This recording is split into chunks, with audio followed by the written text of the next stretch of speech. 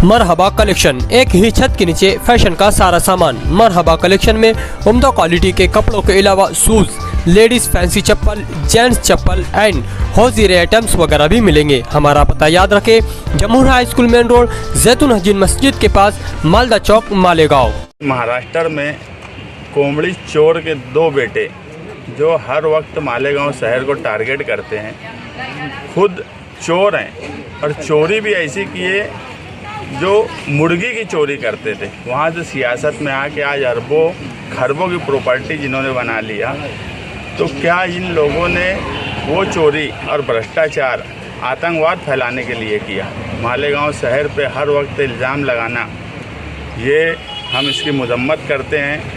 आज शान हिंद की क़यादत में सिटी पुलिस स्टेशन के पीआई को हमने एक पत्र दिया, जिसमें फिरियादी शान हिंद निहाल अहमद को इतर शिष्टमंडल और आरोपी नीलेश नारायण राणे, आमदार कणकौली, सिंधुदुर्ग, कोंकण विभाग, इनके खिलाफ पीआई साहब ने कहा कि उनके वरिष्ठ से बातचीत करके एफआईआर के ताल्लुक से कल हमसे बात करेंगे।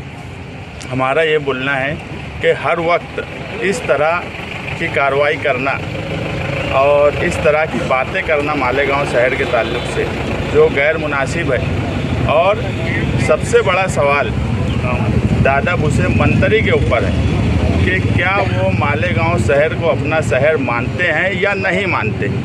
उन्होंने स्पष्ट करना चाहिए और क्लियर करना चाहिए कि बार बार वो 2.5 फुट के आमदार का ये बयान कि मालेगांव शहर मिनी पाकिस्तान है। और अभी जो बिजली के बारे में बोला गया, हमने जब बिजली की खबर आई उसी वक्त हमने यहाँ जाहिद मौलाना खड़े हैं, हमने डिटेल में बात रखी कि मालेगांव शहर से करोड़ों रुपया जो पेनल्टी और दूसरे दंड लगाने से वसूल किए गए, उसका कोई रिपोर्ट नहीं दी जाती। और मालेगांव शहर पे जो चोरी का इल्ज़ाम लगाया, ये बेबुनियाद है।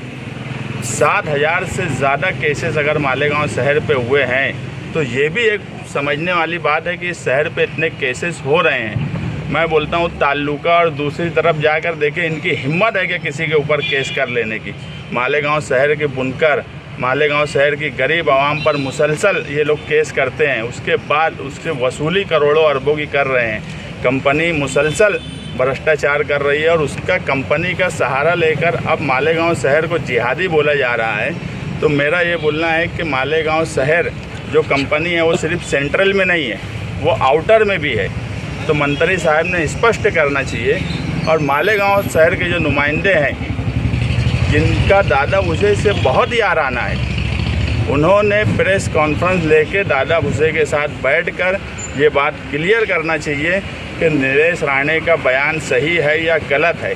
हम उस वक्त मानेंगे, या फिर नुमाइंदे ने सारी पार्टी के लोगों को बुलाना चाहिए, दादा भूसे को बुलाना चाहिए और ये बोलना चाहिए कि या तो दादा भूसे ये बोल दे कि मालेगांव शहर हमारा शहर नहीं है। क्योंकि मालेगांव शहर की अगर बदनामी हो रही है तो मालेगांव शहर में रहने वाले हिंदू मुस्लिम हर शख्स की बदनामी है। और मैं तो ये मानता हूँ कि नीलेश राणे का आज का बयान पुलिस डिपार्टमेंट पर भी सवालिया निशान खड़ा कर रहा है कि जब सरकार की पुलिस यहाँ मौजूद है और उसके वक्त में अगर यहाँ जिहादी है तो पुलिस क्या कर रही है।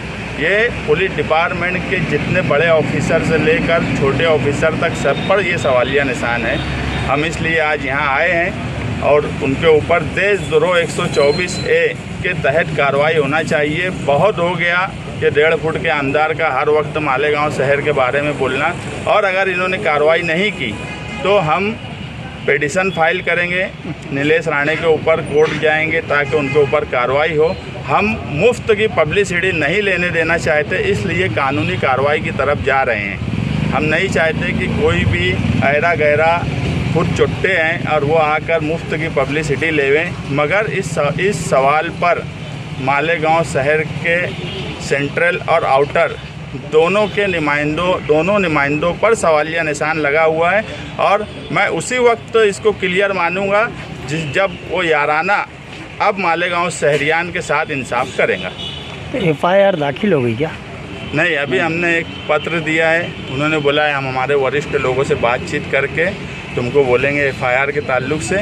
हमने उसमें क्लियर लिखा है कि ये देशद्रोह का मुकदमा है और इस तरह की कार्रवाई देशद्रोह की तरफ जाती है तो उनके ऊपर 124A लगाया जाए। और अगर पुलिस डिपार्टमेंट कार्रवाई नहीं करती किसी दबाव में आकर तो हम कोर्ट का रास्ता इख्तियार करेंगे।